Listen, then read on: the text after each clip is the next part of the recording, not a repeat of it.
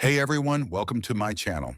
Today I'm bringing you an amazing story about what happens when Robert Downey Jr., the one and only Iron Man himself, gets mistaken for a common thief right outside his own house.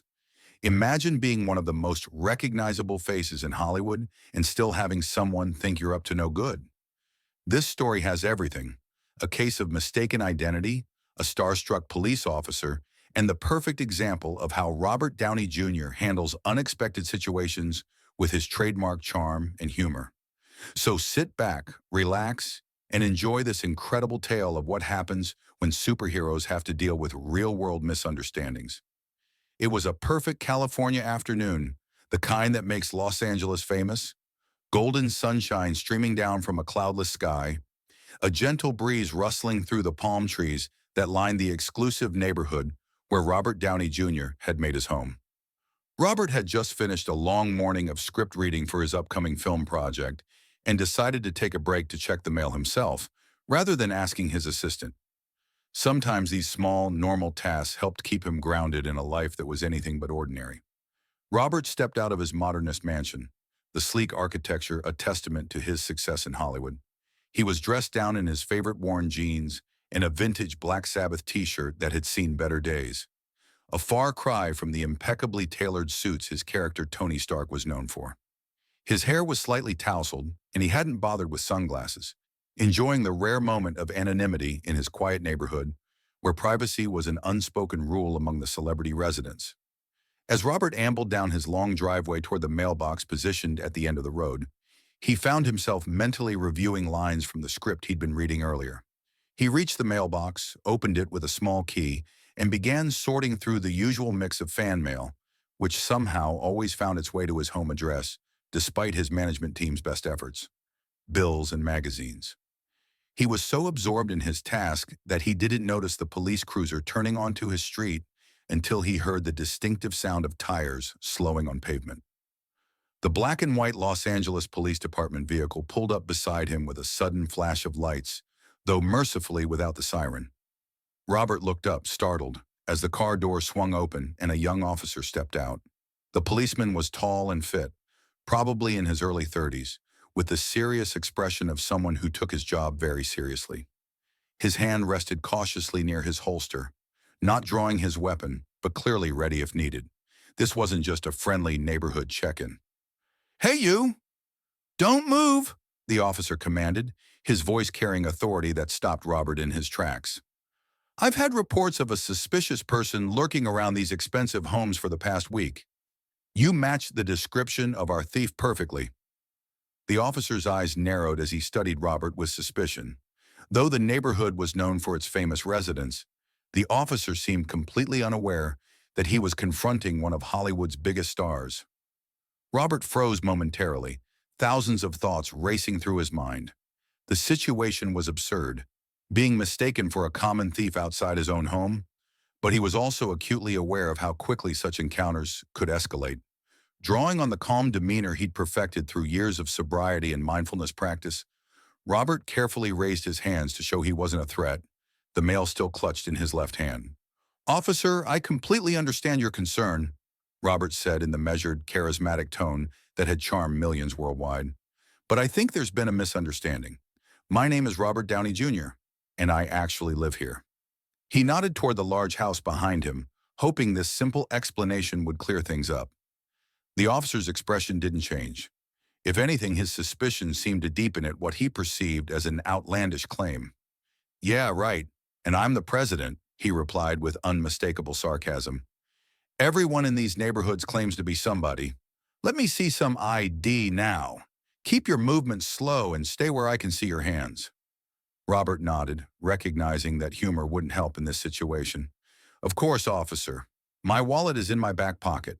I'm going to reach for it very slowly." He narrated his movements carefully as he retrieved his wallet, a handcrafted Italian leather piece that had been a gift from his wife Susan after the success of his last film. With deliberate precision, he extracted his California driver's license and handed it over. The officer took the ID and examined it closely, his training evident in how thoroughly he checked for signs of forgery. His eyes moved methodically between the license photo and Robert's face, comparing features. As reality slowly dawned on him, the transformation was remarkable to witness. The officer's eyes widened gradually, his mouth falling slightly open as professional detachment gave way to stunned recognition. "Wait a minute. You're... you're actually Robert Downey Jr.?" he asked, his official tone completely abandoned, replaced by the voice of someone who had just discovered they'd made an enormous mistake. "The Robert Downey Jr.? Iron Man?" Robert could see the man was genuinely shocked and decided to ease the tension with a smile. "Last time I checked, yes," he replied with the characteristic wit that had made his talk show appearances legendary. Though to be fair, Tony Stark would probably have a much fancier mailbox.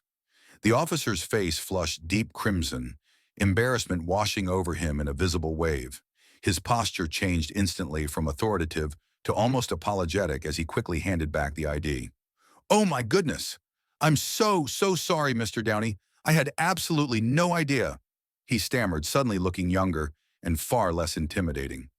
"We've had reports of someone casing these homes, and when I saw someone I didn't recognize just standing in the road, I just assumed... I never thought... Wow, this is incredibly embarrassing." The officer took a deep breath, trying to compose himself. "My kids are absolutely huge Iron Man fans. They have all the action figures, the posters, everything. My son wore his Iron Man costume last Halloween and refused to take it off for 2 weeks straight. He sleeps with the mask next to his pillow. I can't believe I almost arrested Tony Stark." He laughed nervously, running a hand through his short-cropped hair. Robert's expression softened as he saw the genuine fan beneath the uniform. Years of interacting with admirers had taught him how to put people at ease in these situations. "Well, at least you didn't try to arrest the Hulk. That would have gone much worse," he joked, his eyes crinkling with genuine amusement. "Mark Ruffalo doesn't handle misunderstandings quite as graciously as I do. And don't get me started on what would happen if you pulled this with Chris Hemsworth. The hammer would definitely come down." The wordplay on Thor's weapon was intentional, and Robert was pleased to see it land as the officer's nervous expression broke into a relieved smile. Still visibly flustered but now standing more naturally, the officer, whose nameplate Robert now noticed read Officer J. Martinez, hesitated before gathering his courage. "Mr. Downey, I know this is incredibly unprofessional, and I would completely understand if you declined, but would it be too much to ask for an autograph? My kids would absolutely never believe this happened, and frankly, neither would anyone at the precinct." Robert chuckled, genuinely touched by the simple request. After years of fame, he had never taken for granted what his signature could mean to a fan. "No problem at all, Officer Martinez. Always happy to meet a fan, especially one who's protecting our neighborhood so vigilantly." He winked to show there were no hard feelings. "Do you have something I could sign?" Officer Martinez quickly retreated to his patrol car and returned with a small notebook and pen.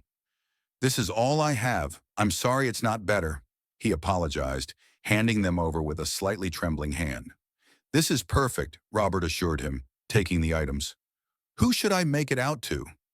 "My son Carlos is 8 and my daughter Sophia is 6, Martinez replied, watching in awe as Robert Downey Jr., the actor whose performances he'd watched countless times with his family, wrote a personal message on a page of his official police notebook.